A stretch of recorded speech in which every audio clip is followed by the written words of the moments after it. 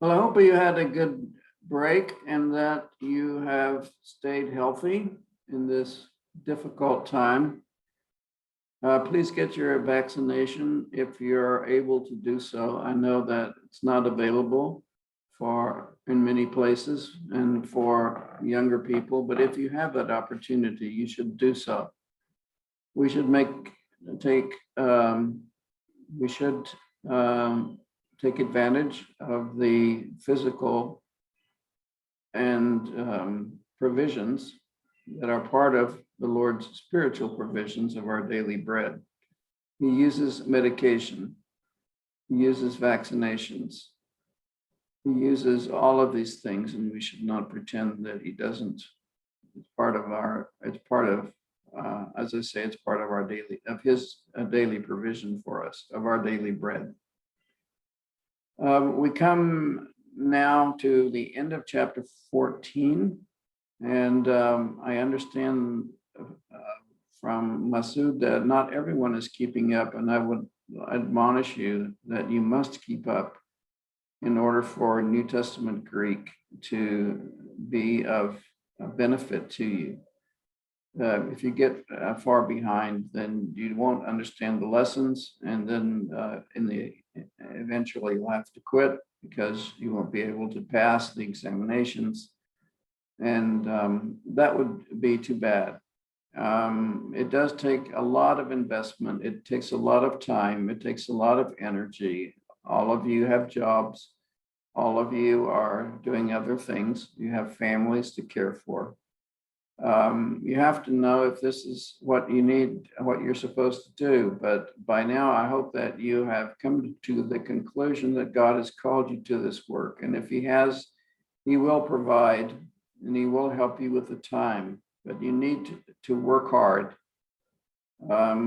Learning someone's language, learning a modern language or learning a language, an ancient language especially, is the way we enter into the heart of the humanity of these people. It's the way we learn their idioms, we learn their thoughts. So much about people and their words to us, and God spoke His words through those words, is only expressed in the original language. So please make that effort. And you will have to, of course, to take the time to do so. Let me turn us to first of all, to our textbook. I'm not sure it will do what I wanted it to do before, but let me try again, showing all windows. If I'm not mistaken, there it is, yes. We're at the wrong chapter, but we're here. So let's go to the right chapter. And let me remind you to finish now, chapter 14. We just had a little bit. You had already chapter 14.3.1, pasa, pan, each, all, and every. Depending on whether it is used with a singular, each, every, or with plural, all. Very important adjective in the New Testament. The other is a pronoun, either an indefinite pronoun, if it does not have the accent, or a question pronoun. We use this fancy word, interrogative pronoun. Here, interrogative. Interrogative pronoun is simply a question pronoun. Who, tis, with the accent, who. Or T in the neuter, what. What, or he, or who. And this who inflects it. So the accusative of tis is tena, the genitive of whom, or whose, tenos, to whom, for whom, tini, and the plural is tenis.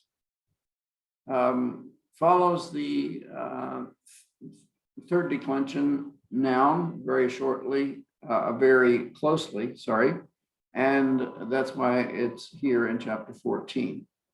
He gives you some examples. Who is saying this? Who says this? Tis lege tuto. What is this? Ti estin tuto. What is this? So that's when the word appears with an accent. And when it does not appear with an accent, it usually means someone, a certain man, or if it's feminine, a certain woman. Although tis is both masculine and feminine, and it's only in the context that you would know if it's feminine, if it's a woman that's being spoken about, who. But what? Tis, ti, sorry, sorry, a certain thing.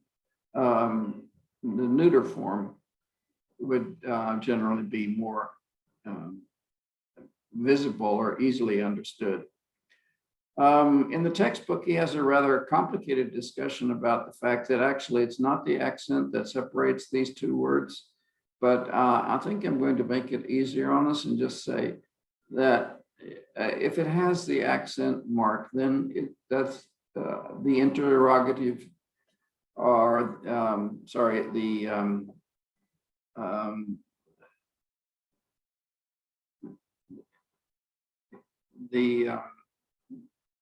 yes, the interrogative pronoun. Who? Who are we talking? Who is it? Or what in the neuter form? T. What? That's how we tell the interrogative pronoun. And the indefinite pronoun, can't seem to hold on to those words, is without the accent. I've checked in the Greek New Testament, and I really can't find any place where it's the accent is missing and it's the interrogative pronoun.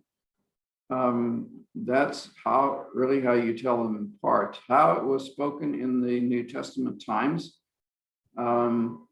Again, we don't have any cassette recordings of the Apostle Paul speaking, so I know that they are claiming ways to know how the Greek was spoken back then, but I'm not sure that that's really accurate.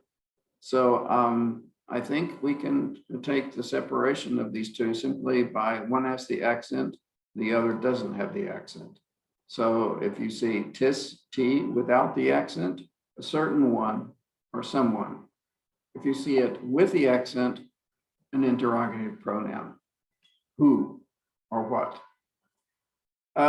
T can also mean why, if it's used by itself in a context where it doesn't really seem to fit as either one of the other options.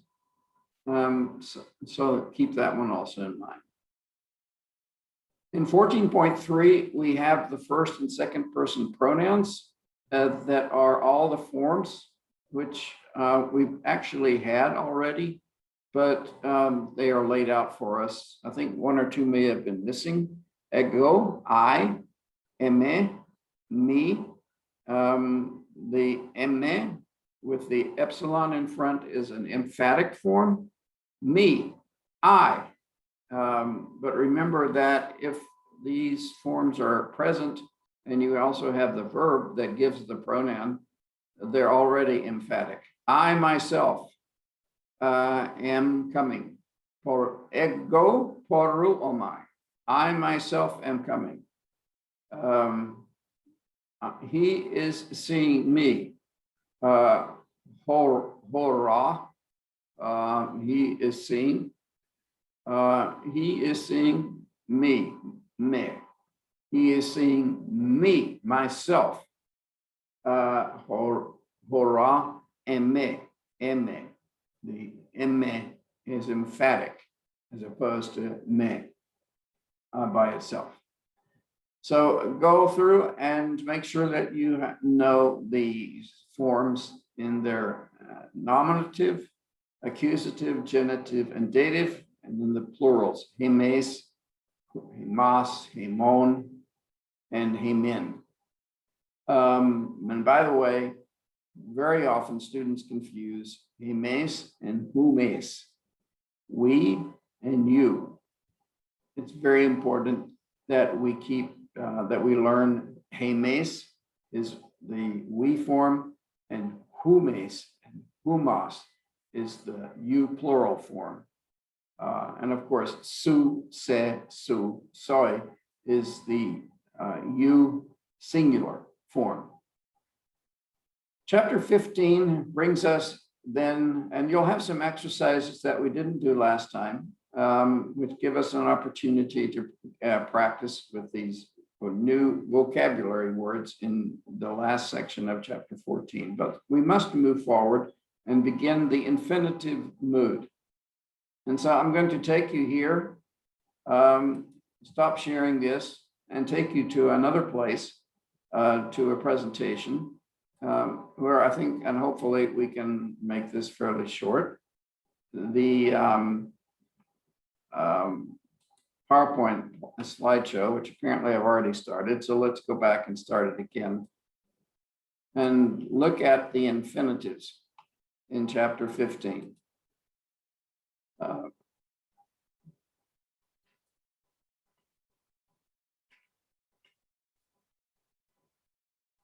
Actually, let me share that screen from before again.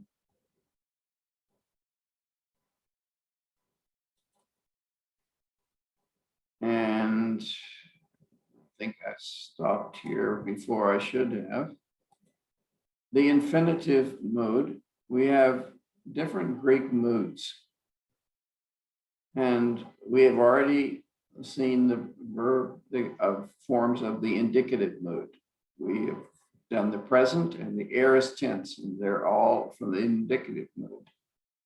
We're going to meet other moods. We're going to especially meet the infinitive mood now in chapter 15, and in chapter 16, the subjunctive mood. And those two will round off our main emphases for this semester, Greek 2. So bear with us and keep learning. You've only got 2 more major goals to fill in this semester. In Greek 3, we begin the participles, and then we spend more time on other moods are things that are related to moods in Greek 3 and 4. The infinitive active, and we'll also have an infinitive passive form later on when we get to Greek 4 in the next, in other words, a year from now. The majority of Greek infinitives are used much like English infinitives. Other uses of the infinitive will be dealt with as they arise in translation passages. And he mentions his second book, Intermediate New Testament Greek Made Easier, but we are using a different intermediate book. So for right now, we just need to concentrate on chapter 15.1, the infinitive active. And I'm going to skip over these pages, which are in your text, but I encourage you to read them in your textbook. Let's see, make sure I've got the right edition, beginning in chapter 15 with page 141. Read carefully over for this lesson to page 146 and 47, and begin to learn the vocabulary. 141 to page 146 and 47, and you'll be asked to do the exercises beginning on page 147. They'll be in your homework number 9. This is week number 9. So I have a brief presentation to share with you rather than going through the textbook. So let's go there. Chapter 15 now, infinitives, and we'll do parsing next time, so we won't worry about that. Mood is a term of grammar. And I used to pronounce mode. That was the way I was taught, but now I'm just going with the flow, and we pronounce it mood. So you can forget this little part about mode instead of mood. I was taught to say mood. I was taught to say mode and not mood, but it's changed now. The mood basically tells us what kind of statement we are making. Are we stating a fact or asking questions? That is where we use the indicative mood. I hit John. Did I hit John? There's something about a statement that's being made or a question that's being asked. Defining terms or completing verb expressions. I am able to hit John is the function of the infinitive. It's called an infinitive because it doesn't have a specific subject. There's no subject in the verb to hit. I am able to hit adds a subject, I, but by itself, the infinitive doesn't have a subject, and that's why we call it an infinitive. It could have, in other words, any subject. So it's much more broad in a sense. It's not limited as much. We will see the subjunctive mood expresses probability or purpose. I could, I would, I might. And we have others. The optative is so seldom used, we won't even study it. And the imperative mood we will meet in it next year. And then, of course, participles we also meet next year. In studying infinitives, it's impossible to ignore certain words. And so I'll go to vocabulary 15 on page 247. Do that. And you may notice that we'll have words like day. It is necessary. This is the third person singular of a verb that is very commonly used in the New Testament, and very commonly sometimes what we call the divine necessity. Speaking of Jesus, must go. Jesus must do this. It must be done. It is necessary. Especially on the words of Jesus, in the lips of Jesus, this becomes a divine necessity, but it is basically expressing it is necessary, and it needs an infinitive to finish. It is necessary what? To do what? So the infinitive completes the thought of this verb. And there's other verbs, dunamai, for example. Dunamai, we need to learn the conjugation of it because it's specific. I am able, dunamai.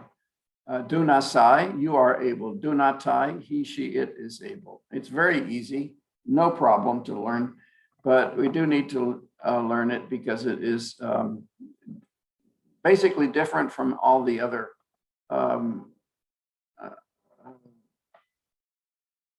from other forms that are similar but not the same. Dunamai, dunasai, dunatai, dunamitha, dunastaste, and dunatai. Dunantai, sorry, completes. He or they, the plural forms. Existing, it is lawful. It is lawful to do what? We have to have an infinitive to finish the thought. So these verbs are verbs that are used together with infinitives. Existing, ex imi, it is lawful. Fellow, we know already. We learned that way back in chapter 2. I wish, I want, I will is sometimes followed by the infinitive. I want what? I want to go. I want to see. I want. It expresses a wish or a will, but it needs an infinitive to complete the thought. Now, what are the forms of the infinitive? The weak verb, in other words, the verb that takes the weak aorist, verbs like luo. The present infinitive active is luain. Epsilon, iota, nu, luain. The aorist infinitive, and it means to lose. or to be loosing, which we would never actually say that. We would probably even write it. We wouldn't write it, but it's the sense of the Greek. It's continuous action generally going on, luein, whereas the aorist infinitive is action that is completed. But both will be translated to loose. Luein, the present infinitive, and the aorist infinitive, lusai. Notice the sigma is added, and then the alpha iota. Looks like an aorist form with sigma and alpha iota, and it's indeed the aorist infinitive. But both would be translated without any context to give us meaning, would be translated to loose. Now, again, I might be tempted to translate the present infinitive as to be loosing, but that doesn't sound like good English. So generally, it just remains to loose, to go, to see, to want. They're using different verbs. The difference being that the present will be continuous action and the aorist will be completed action. And in the textbook, he gives us the example. If a student in class were to say, "Fellow legain, I want to speak," the teacher probably would not let her talk, because it could mean that fellow legain, she wants to speak the whole class time. I want to be speaking. I want to be the one who's talking. Well, the teacher is usually the one who does most of the talking. So he's not going to let, or he or she is not going to let that student speak. But if the student says, "Fellow apein," and you recognize immediately the strong aorist, apein, apon of Lego, it's an aorist infinitive. Now this one is not like lusai, the weak aorist, this first aorist. It is built on the aorist stem. So even though it looks like a present tense infinitive, it's because it's got a strong aorist stem, apon, it's an aorist infinitive. And what that means is that a teacher probably would allow you to speak because you are probably just wanting to ask a question or contribute something very short, one time, completed action. So notice again, the emphasis in the Greek is not so much on the time involved, past time, present time, even future time. It's more interested in the kind of action. Is it completed or is it incomplete? Is it in progress or has it been done? Present tense implies continuous action. Aorist tense implies that completed action. You want to speak once. So again, the present tense infinitive is formed by lu plus ein, and the weak aorist by lu plus psi, or loose aorist stem plus I, lusai. We do have a strong aorist, as we've already mentioned, ape. If we take the strong aorist form and add the present tense endings, but as long as we remember that this is an aorist stem, then the aorist, the present tense endings will still remain for us an aorist infinitive. As far as deponent verbs are concerned, irregular verbs are concerned, if you add sigma to grapho, you know that you get grops, and then you just add the alpha iota. So you have gropsai, to write, to glorify, to do. Deponent verbs take this form esthai, or the ending esthai. The aorist middle is sasthai, and the aorist passive is thenai. Notice theta, eta, and nu alpha iota. That looks like a lot of forms to learn, but actually it isn't. You get used to them very quickly, and you know that dechsthai is a present infinitive of decholmai, And dex asthai is an aorist infinitive because the he has turned to xi with a sigma added, and this is definitely aorist because there's so much alpha in it. Alpha is also a sign of the aorist mood. So we end up with this. If we have, for example, the verb ago, the present infinitive would be again. The aorist indicative is agagon. We learned that back in chapter 12, the strong aorist. If we take that strong aorist, gag, drop the augment, and add the infinitive ending, we come up with agagain, and we have then an aorist infinitive as opposed to the present infinitive. So be careful and watch out for, is this a present tense form and ending, or is this an aorist stem to which an ending has been added, but it makes it, for example, an aorist infinitive? Balo, same way. Baling has two lambdas, and therefore it's present tense. But notice the aorist stem only has one lambda. So when you have one lambda, baling, I don't have the augment now in the infinitive, but I do have the infinitive ending with the aorist stem of balo. So this is the present infinitive, to throw, and this is the aorist infinitive, to throw.